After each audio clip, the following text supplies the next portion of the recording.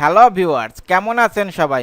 আজকের ভিডিওতে আমি তৃতীয় গণবিজ্ঞপ্তিতে তথ্য যোগাযোগ প্রযুক্তি পদে আবেদনকারী প্রার্থীদের জন্য এনটিআরসি একটা বিশেষ বিজ্ঞপ্তি প্রকাশ করেছে।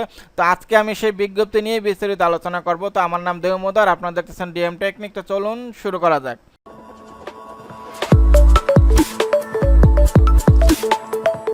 তো দেখেন, বিজ্ঞপ্তি প্রকাশের তারিখ হচ্ছে আপনার 26 এপ্রিল 2021 খ্রিস্টাব্দ। কি বলছে? সহকারী শিক্ষক তথ্য যোগাযোগ প্রযুক্তি পদে আবেদনকারীদের জন্য বিশেষ বিজ্ঞপ্তি।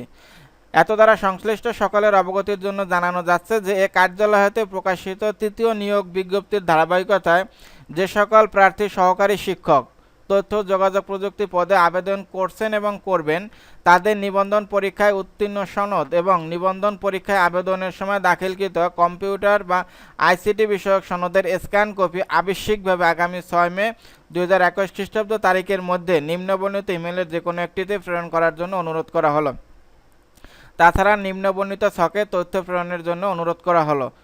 এই যে দুইটা ইমেল আইডি দেওয়া আছে, যে কোনো একটাতে মেল করলে হবে, দুটাই করার দরকার নাই। ছকটা কীরকম হবে দেখেন, এরকম একটা ছক করবেন। প্রার্থীর রোল নং, প্রার্থীর নাম, নিবন্ধন পরীক্ষায় পাশের সন, কম্পিউটার বা আইসিটি বিষয়ক ডিগ্রির নাম ও প্রতিষ্ঠানের নাম।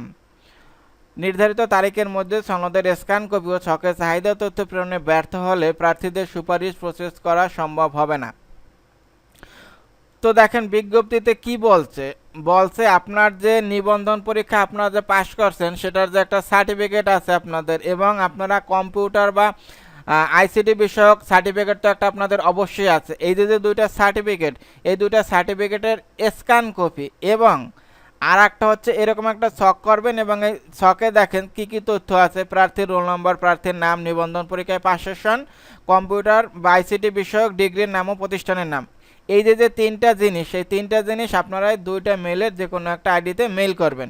এখন কথা হলো, যখন আপনারা মেল করবেন তখন সার্টিফিকেট দুইটার নাম দিয়ে মেল করেন আর কি, যে এটা কোন সার্টিফিকেট আর এটা কোন সার্টিফিকেট। আর এইটা কিন্তু পাঠাইতে হবে আগামী 6 মে 2021 খ্রিস্টাব্দ তারিখের মধ্যে। আর যদি আপনারা 6 তারিখের ভিতরে এই তথ্য না পাঠান তাহলে কিন্তু আপনাদের সুপারিশ প্রসেস করা সম্ভব হবে না। সব বিষয়টা কিন্তু খুবই জরুরি। তো এই ছিল আমার ভিডিও। এটা বুঝতে যদি আপনাদের কোনো সমস্যা হয় তাহলে অবশ্যই কমেন্ট করবেন, আমি রিপ্লাই দেবো। ভালো থাকবেন সবাই, নিজের খেয়াল রাখবেন। Thank you, bye, take care.